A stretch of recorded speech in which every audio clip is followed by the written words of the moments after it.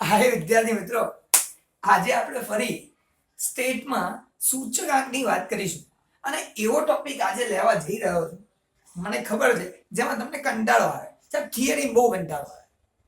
નથી લાવવાનો ભાઈ કંટાળો, એકદમ સરળ છે અને કેમ કરવાની એ બી કહી દઉં. આ એટલા માટે તૈયાર કરવાની કે આપણે જે અહીંયા ઓનલાઈન ભેગા થયા છીએ તો કમલ સર એટલે આયા છે કે જેથી તમે લોકો 100 માંથી 100 લઈ શકો ભાઈ. બાકી કોઈ જરૂર નથી ભણવાની. તો 100 માંથી 100 ની તૈયારી કરવા માટે આ પણ કરવું એટલું જ જરૂરી છે. એટલે થોડુંક થિયરી પણ સમજી લઈએ. હા, જેને 100 ના જોઈતા હોય એ લોકો લેફ્ટથી, નહીં જોઈતા 100 તો જવા દે. કેમ ખબર છે? આમાંથી પૂછાય. તમે જો એક્ઝામના ઓરિએન્ટેડ વાત કરશો તો એવું લાગશે યાર કેટલા માર્કનું પૂછાય. 1 માર્ક, વધુ વધુ 2 માર્ક, એનથી વધુ કહો તો 3 માર્ક્સ, એનથી વધારે તો પૂછાય જ નહીં આમાંથી ક્યારે. આ આટલું મોટું બોર્ડ કરીને એમાં સાહેબ અહીં ગડબડ લખ્યું બધું અક્ષર આવે છે ને શું કરવું. તો આ બધું ભેગું થાય ને સ્ટુડન્ટ્સ, 1 માર્ક 2 માર્ક કે 3 માર્ક, એનથી વધારે તો નહીં જ પૂછાય.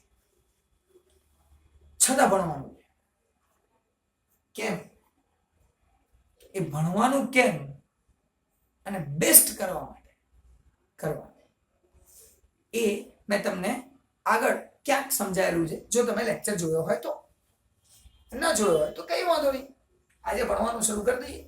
સૂચકાંક તો તમને યાદ કરાવડો મારો એક લેક્ચર જેની અંદર મેં સૂચકાંકની વ્યાખ્યા શીખવાડી અને ના જોયો તો જોઈ લો ભાઈ, ઓનલાઈન મૂક્યો જ છે, થઈ ગયો લેક્ચર.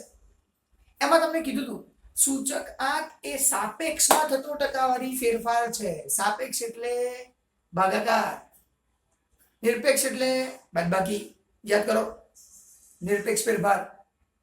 તો આપણે સાપેક્ષ ફેરફાર અને એના ટકા, એ પણ કેવું, ચલ રાશિની કોઈ બી કિંમત આપી હોય, ઈચ્છા થાય પણ એને સાપેક્ષ ફેરફાર શોધો અને એના ટકા શોધો, ગુણ્યા 100 કરી દો એટલે સૂચકાંક તૈયાર. તો સૂચકાંકનું કોઈ માપ ના હોય. સૂચકાંક ટકામાં દર્શાવવામાં આવે છે, ટકાવારી ફેરફાર છે એટલે. પણ એનું કોઈક એકમ નથી. સૂચકાંકનું કોઈ એકમ છે નહીં, ટકા વડે દર્શાવવામાં આવે છે કારણ કે ટકા છે. તો સ્ટુડન્ટ્સ, એના ઉપરથી સૂચકાંકના લક્ષણોની વાત પેલા કરીએ.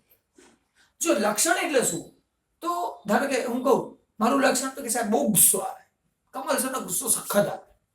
એ શું છે? લક્ષણ છે. કઈ ખોટું થાય ને તો મગજ પારો ચડી જાય, લક્ષણ. એવી રીતે સૂચકાંક શું છે, એના લક્ષણ કયું એ આપણે શીખીએ. તો આપણે ખબર યાદ કરો, ટકાવારી ફેરફાર છે, સાપેક્ષ માપ છે, એમાં એકમ લખાતો નથી, એ જ તો લક્ષણ છે ભાઈ. એમાં સરખામણી કરી શકાય છે. તો આ આપેલ કિંમતની સરખામણી, આપેલ ચલ રાશિની કિંમતની સરખામણી ભૂતકાળના કોઈ પ્રામાણ્ય ચલ સાથે સરખામણી કરી શકાય. તે સરખામણી કરી શકાય છે. એકમ કોઈ પણ હોય, કિલોગ્રામ વાળી વસ્તુની વાત થતી હોય, જથ્થાની વાત થતી હોય કે કોઈ બી થતી હોય, સરખામણી કરી શકાય. એના માટે સૂચકાંક છે. તો એનું લક્ષણ કહેવાય, સરખામણી કરી શકાય. તો એ જ મુદ્દા અહીંયા આપ્યા છે.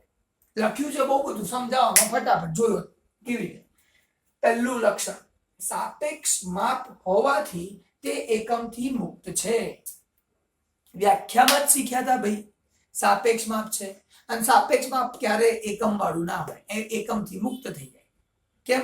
જે બે એની સરખામણી કરો છો એ જો કિલોગ્રામમાં હોય, એનો ભાગાકાર કરો અને પછી જાઓ તો એ કોઈ એકમ કિલોગ્રામ બિલોગ્રામ લખાય નહીં, એકમથી મુક્ત છે. તો એનું લક્ષણ થઈ ગયું.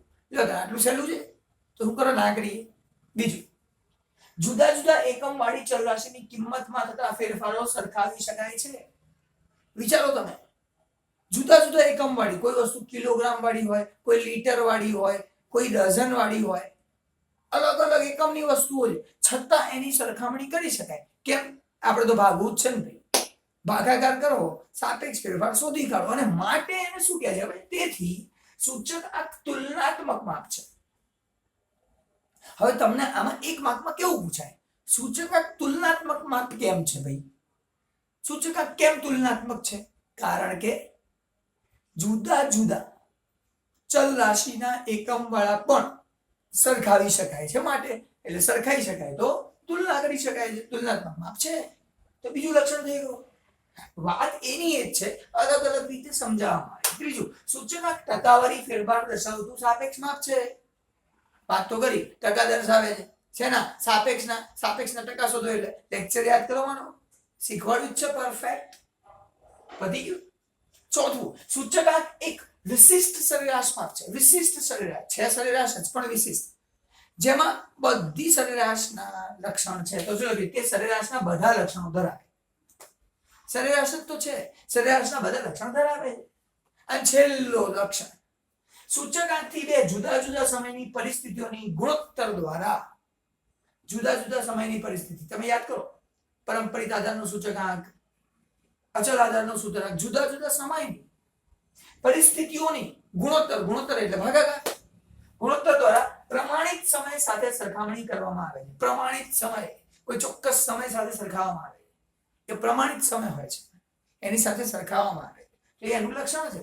આ 5 લક્ષણ એટલે સૂચકાંકના લક્ષણો પૂરા થઈ ગયા. ભાઈ તમને 2 માર્કમાં પૂછાય સૂચકાંકના લક્ષણો લખો તો લખી નાખજો. હવે બીજું, સૂચકાંકના ઉપયોગ. હવે તમે સાહેબ શીખવાડતા હતા સૂચકાંક એટલે ટકાવારી ફેરફાર. ધારો કે જવાબ આવે સૂચકાંકનો 110%, તો એનાથી એટલી ખબર પડે કે 10%નો વધારો થયો. ધારો કે 99%, તો 100 બાદ કરો એટલે ખબર પડે કે 1%નો ઘટાડો થયો. જેની સાથે સરખાયું છે એની સરખામણીમાં અત્યારે 1%નો ઘટાડો અથવા તો 10%નો વધારો, એવી સૂચકાંકથી ખબર પડે. તો એનો ઉપયોગ શું? બસ એનો ઉપયોગ આટલો જ. આમ જોવા જઈએ તો શું ખબર પડે આપણને? સામાન્ય રીતે જોઈએ તો કેટલા ટકા વધારો થયો કે કેટલા ટકા ઘટાડો થયો. શેમાં? આપેલ ચલ રાશિની કિંમત હોઈ શકે, જથ્થો હોઈ શકે, કોઈ પણ વસ્તુ આપેલી હોય એમાં કેટલા ટકાનો વધારો ઘટાડો થયો એ આપણને ખબર પડે. પણ એક ઉદાહરણથી દર્શાવીએ. ધારો કે તમારા પગારની વાત કરીએ. જો પગારનો સૂચકાંક શોધવામાં આવે તો ધારો કે જવાબ આવે 110, તો તમારા પગારમાં 10%નો વધારો થયો. જવાબ આવે 120, તો 20%નો વધારો થયો. જવાબ આવે 90, એટલે કે 10%નો ઘટાડો થયો, એવું ખબર પડે. તેનો ઉપયોગ ક્યાં થાય? આ શોધ્યા પછી એનો ઉપયોગ તો કરવો પડે. હવે ઉપયોગ કરવા માટે જુદા જુદા સૂચકાંક શોધવા પડે. પગારનો સૂચકાંક શોધો તો તમારી વ્યક્તિગત વધારો થયો ઘટાડો એની ખબર પડે. દેશની આવકની શોધ કરો, દેશની આવકનો સૂચકાંક શોધો તો દેશ ક્યાં આગળ વધ્યો કે નહીં ખબર પડે. દેશમાં જથ્થાબંધ ભાવ જે ચાલે છે બજારમાં, એ બજાર ભાવના સૂચકાંકની વાત કરો, દેશના બજાર ભાવની, તો એ ભાવ બજારમાં, એનાથી આપણે ખબર પડે યાર દેશમાં તો બહુ મોંઘવારી વધી ગઈ છે. તો આ બધા શબ્દો આપણે સાંભળતા આવ્યા છીએ. તો ખબર કેવી રીતે પડે? તો સૂચકાંક શોધવામાં આવે. અને પછી જો હા વધી ગયું બહુ વધી ગયું. આપણે આયાત નિકાસ કરે છે દેશ, તો આયાત વધી, નિકાસ વધી, કેટલા ટકા વધી, તો ટકા ક્યાંથી ખબર પડે? સૂચકાંકથી ખબર પડ્યા ભાઈ. તો હવે ઉપયોગ ક્યાં થાય? તો જ્યાં જ્યાં આપણને વધારા ઘટાડાની જરૂર પડતી હોય, અને પછી વિચારવાનું અહીંયા વધે છે અહીંયા રોકાણ કરજો, આમાં વધે છે તો અહીંયા રોકાણ કરજો, આમાં ઘટે છે તો અહીંથી રોકાણ કાઢજો, અહીંયા પડવા જેવું નથી, અહીંયા રોકાણ કરો, અહીંયા ના કરો. કોનું ઉત્પાદન કરો? જેની માંગ વધારે હોય એનું ઉત્પાદન કરો, માંગ ના હોય ના કરો. જે કાચો માલ મળતો હોય ક્યાંથી મળે છે, સસ્તો મળે છે, એ બધું જોઈ શકાય. સૂચકાંકથી ખબર પડે ને ભાઈ. તો જુદા જુદા સૂચકાંક શોધવા પડે. જે કામ માટે કામ કરવાનું હોય ને એ કામનો સૂચકાંક શોધી કાઢે, ખબર પડે અહીંયા વધે છે અહીંયા ઘટે છે. શું નિર્ણય લેવો છે? તો નિર્ણય લેવામાં સૂચકાંકનો ઉપયોગ થાય. આ બધું એ જ છે ભાઈ. લખ્યું છે બહુ બધું, કશું નહીં, 2 મિનિટનું કામ છે.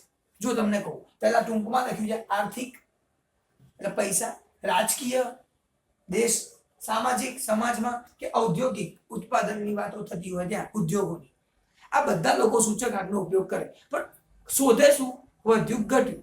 નક્કી શું કરે? આગળ શું કરવું છે? બસ પતી. કેટલું વધ્યું ઘટ્યું અને આગળ શું ચાન્સીસ લાગે, આવું વિચારીને જુદા જુદા નિર્ણયો લે. એના માટે જુદા જુદા સૂચકાંક શોધે. હવે આપણા માટે શું કામનું?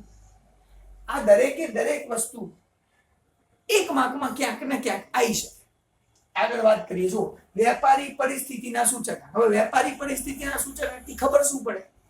આજે વેપારીઓ જે એમની પરિસ્થિતિ કેવી, ભવિષ્યમાં વેપાર ચાલશે કે નહીં ચાલે, સૂચકાંકથી ખબર પડે. હારો તો નીચે જતો જાય છે, નહીં કરો ધંધો, દેશના ધંધા અને વેપારની આર્થિક અને વ્યાપારિક પ્રવૃત્તિઓની સામાન્ય પરિસ્થિતિનો ખ્યાલ આવે. સિમ્પલ.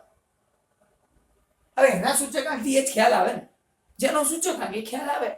બીજી વાત કરીએ, જથ્થાબંધ ભાવનો સૂચકાંક. જથ્થાબંધ ભાવ, જથ્થો એટલે હોલસેલ ભાવ જેને આપણે કહીએ. હવે એ સૂચકાંકથી શું ખબર પડે? તો બજારમાં કેટલામાં બધા લોકોને જથ્થામાં માલ પડે છે જુઓ. તો જો અહીંયા લખ્યું છે, આરબીઆઈ નક્કી કરે ફુગાવાને નિયંત્રણમાં રાખવાના પગલા લે. ફુગાવાનો દર શોધે. કોના આધારે? જથ્થાબંધ ભાવ. હવે એક્ઝામમાં કેવી રીતે પૂછાય? જથ્થાબંધ ભાવનો સૂચકાંક શેના માટે ઉપયોગી છે? ગવર્મેન્ટ ક્યાં ઉપયોગમાં લે? આરબીઆઈ શેના માટે જથ્થાબંધ ભાવનો સૂચકાંક ઉપયોગમાં લે? ફુગાવાનો દર શોધવા માટે. આ તમને આવડવું જોઈએ અને એક્ઝામમાં પૂછાયેલું છે ભાઈ. તો સૂચકાંકના ઉપયોગોમાં આટલું બધું છે, પણ આપણા માટે તો એક માર્ક છે ને ખાલી. અને સમજવું સહેલું છે એક વખત. અને આ તો રેકોર્ડિંગ છે ને, એક વાર, 2 વાર, 3 વાર, 10 વાર સાંભળો એટલે ક્લિયર થઈ જાય. અને મારી વાર્તાઓ તો ક્લિયર થાય. હા, થોડું કંટાળો આવે થિયરી છે, પણ મજા લાવવાનો ટ્રાય કરીએ છીએ. નેક્સ્ટ જો જીવન નિર્વાહ ખર્ચનો સૂચકાંક. જીવન નિર્વાહ, જીવન ચલાવવા માટે. હવે આ બધું કોને કામનું? જીવન કોને ચલાવવાનું? સાહેબ, સામાન્ય માણસો જે નોકરી કરતા હોય, ક્યાંક ને ક્યાંક રોજગાર કરતા હોય, એ લોકોને કામનું. તો બસ એક તો છે, નાણાંની ખરીદ શક્તિની ખબર પડે. નાણાંની ખરીદ શક્તિ શોધવી. હવે એક માર્ક તો પ્રશ્ન પૂછાય, અથવા નાણાંની ખરીદ શક્તિ શોધો. કોનો ઉપયોગ થાય? જીવન નિર્વાહ ખર્ચના સૂચકાંકનો ઉપયોગ થાય. તમને ઘણું બધું આપ્યું હોય, જીવન નિર્વાહ ખર્ચનો સૂચકાંક શોધો, નાણાંની ખરીદ શક્તિ શોધી કાઢો. તમારી જોડે પૈસા છે, સામાન્ય માણસો જીવન નિર્વાહ કરતા હોય, એ પૈસાથી એ કેટલું ખરીદી શકશે? ખરીદ શક્તિ શોધી શકાય. કર્મચારીઓના પગાર, મોંઘવારી ભથ્થા, બોનસ, વાસ્તવિક વેતનની ગણતરી પણ થાય. સરકારની નીતિ ઘડતર. ખાસ તો વાત કરું તો આની અંદર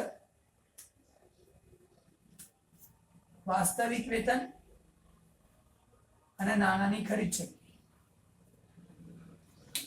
જ્યારે શોધવામાં આવે ત્યારે જીવન નિર્વાહ ખર્ચનો સૂચકાંક જોઈએ. આ તમને ખબર પડવી જોઈએ. કેમ? જ્યારે તમે દાખલાઓ ગણશો ને ત્યારે તમને ખ્યાલ આવશે. વાસ્તવિક વેતન શોધો, તમે કહો સાહેબ વાસ્તવિક વેતન તો શીખવાડ્યું જ નહીં, પણ એના માટે જીવન નિર્વાહ ખર્ચનો સૂચકાંક શોધો ત્યારે વાસ્તવિક વેતન મળે. નાણાંની ખરીદ શક્તિ શોધો તો જીવન નિર્વાહ ખર્ચના સૂચકાંકની જરૂર પડે. 2 માર્કનો પ્રશ્ન પૂછાય તમને, એટલે તો કીધું 1 માર્ક, 2 માર્ક, 3 માર્ક. જો 2 માર્કનો એક પૂછાય ને 1 માર્કની થિયરી પૂછાય તો 3 માર્ક થઈ ગયા ને આ ટોપિકમાંથી. અને જેને 100 જોઈએ છે, બોસ કરવું જ પડશે, ઓપ્શન જ નથી. નાણાંની ખરીદ શક્તિ અને વાસ્તવિક વેતન સરકારની નીતિ ઘડતરમાં કામ આવે. કેમ? લોકોનું જીવન ચલાવવા માટે સરકાર બી ભાઈ આટલા બધા ભાવ સૂચક નિયંત્રણમાં લાવો. આ બધું સરકારનું કામ છે, જે કરે. ચલો, માનવ. ચોથી વાત કરું, માનવ વિકાસનો સૂચકાંક. માનવનો વિકાસ. હવે માનવનો વિકાસ એટલે ભણ્યો કે નહીં, એનું જીવન સુધર્યું કે નહીં, એ બધા જે આંક ઇકોનોમિક્સમાં શોધવામાં આવે છે, અર્થશાસ્ત્રમાં, એ આ જ છે. જો લેજો માનવીય શક્તિના વિકાસની જાણકારી મળે છે. માનવની શક્તિના વિકાસ કઈ રીતે? માનવ વિકાસની કક્ષા, એનું જીવન ધોરણ, એનું અપેક્ષિત આયુષ્ય, શિક્ષણનું સ્તર, એ બધાના ટકા શોધો, ખબર પડે કેટલો વધ્યો. અર્થશાસ્ત્રને કામ આવે. સૂચકાંક.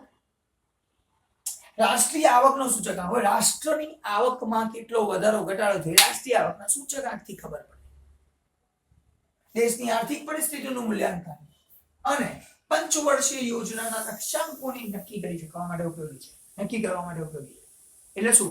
આપણા દેશમાં 5 વર્ષની યોજના થાય. હવે રાષ્ટ્રીય આવકની ખબર પડે તો એ પ્રમાણે 5 વર્ષની યોજના તૈયાર થાય કે આવક આટલી થવાની જેવું લાગે છે, કરો યોજના. થઈ ગયું કામ. તો રાષ્ટ્રીય આવકની જરૂર પડે. 1 માર્કમાં પૂછાય રાષ્ટ્રીય આવક શેના માટે જરૂરી? તો પંચવર્ષીય યોજનાઓના લક્ષ્યાંકો નક્કી કરવા માટે. અથવા એમ પૂછાય પંચવર્ષીય યોજનાઓના લક્ષ્યાંકો નક્કી કરવા માટે કયા સૂચકાંકનો ઉપયોગ થાય? રાષ્ટ્રીય આવકનો સૂચકાંક. 1 માર્કનો પ્રશ્ન છે ભાઈ, નથી છોડવાનું, 100 લાવવાના. અને માટે આ રેકોર્ડિંગને સ્ટાર કરી રાખો. અઠવાડિયે જોતા રહો, સમજતા રહો, યાદ કરી નાખો. આપણને યાદ રાખવા માટે કઈ કઈ રીત જોઈએ? જુઓ, સાંભળો. અને એનું મનન કરતા આવડી જાય. અને બીજું વાંચવાથી આવડે. આમ બધું એક સાથે મળી જાય છે. મનન જાતે કરવાનું. નેક્સ્ટ, ઔદ્યોગિક ઉત્પાદનનું સૂચકાંક. ઔદ્યોગિક ઉત્પાદન, ઔદ્યોગિક ઉદ્યોગો જે ઉત્પાદન કરે છે, તો જુઓ દેશનો વિકાસ દર વધારવા.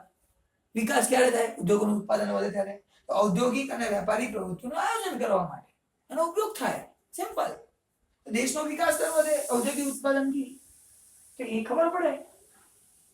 હવે આ ઉપયોગ છે એટલે શું? જુદા જુદા સૂચકાંક શોધો. એને શેના માટે? આમાં તો ઊંધું છે. શેના માટે જોઈએ છે એનો સૂચકાંક શોધી કાઢો, ખબર પડી. તો કૃષિ પેદાશ. હવે કૃષિ પેદાશની કેમ જરૂર પડી? તો કૃષિ પેદાશના ભાવ ટેકાના ભાવ નક્કી કરે ગવર્મેન્ટ. શેના આધારે નક્કી કરે? કૃષિ પેદાશના સૂચકાંકથી. ખેડૂતોને ટેકાના ભાવ નક્કી કરવા ઉપયોગી છે. એક અંકનો પ્રશ્ન બનાવતા આવડે જ છે. આયાત નિકાસનો સૂચકાંક. હવે આયાત અને નિકાસનો સૂચકાંક ખબર પડે. આયાત વધારે હોય તો બહારથી પૈસા વધારે આવશે, નિકાસ વધારે હોય તો પૈસા વધારે જશે. તો હુંડિયામણનું સેટિંગ કરવું પડે ને. વિદેશી હુંડિયામણની જરૂરિયાત કેટલી છે ખબર પડે. એ બધું જરૂરિયાત અહીંયા ખબર પડે. હુંડિયામણનો દર, હુંડિયામણની જરૂરિયાત, જકાત દર, માલ પર કેટલો જકાત રાખવો, એ બધાને ખબર પડે. તે આયાત નિકાસના સૂચકાંકથી ખબર પડે. ધંધો રોજગારનો સૂચકાંક. ધંધો અને રોજગાર વધ્યો ઘટ્યો. ધંધો વધ્યો હોય તો રોજગારી પેદા થઈ, ખબર પડે. બેરોજગાર કેટલા, રોજગાર કેટલા, તો રોજગારી અને બેરોજગારીનો ખ્યાલ આપે. આનાથી ખબર પડે. પછી મૂડીરોકાણનો સૂચકાંક. તમે ક્યાં મૂડી રોકશો? શેર માર્કેટમાં, શેરમાં રોકવાના, ડિબેન્ચરમાં રોકવાના કે સરકારી જામીનગીરીમાં રોકવાના? જેનો સૂચકાંક બેસ ત્યાં રોકે. જ્યાં આવક વધારે થતી હોય ત્યાં લોકો જાય. લખ્યું છે શેર, ડિબેન્ચર, સરકારી જામીનગીરીની વધઘટની ખબર પડે. તો મૂડીરોકાણના સૂચકાંકથી ખબર પડે.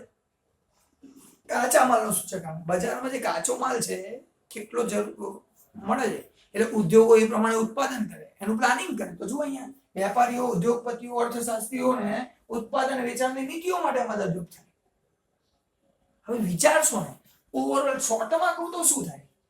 શોર્ટમાં આખું લક્ષણ એટલે વ્યાખ્યા પરથી આવ્યું. સાપેક્ષ માપ છે, ટકાવારી માપ છે, એકમથી મુક્ત છે, અને કોઈની સાથે સરખામણી કરી શકે તો સરખામણી વાળી વાત છે. પ્રમાણિત સાથે સરખામણી થાય. જુદા જુદા એકમ વાળી વસ્તુ પણ સરખાવી શકાય છે. અને એના જુદા જુદા જે સૂચકાંક શોધી, જે પરિસ્થિતિની જાણકારી જોઈતી હોય એનો સૂચકાંક શોધીને જાણી શકાય અને એના નીતિ વિષયક નિર્ણયો લઈ શકાય. બધી આ ટૂંકમાં વાત થઈ લક્ષણો અને ઉપયોગો. અને અહીંયા અમારો લેક્ચર પૂરો થઈ ગયો. That's it. આનાથી વધારે છે શું? એક સારી વાત કરવાની રહી. એક સારી વાત જે મારા મગજમાં છે અને તમારી જોડે કરું છું. કઈ ખબર?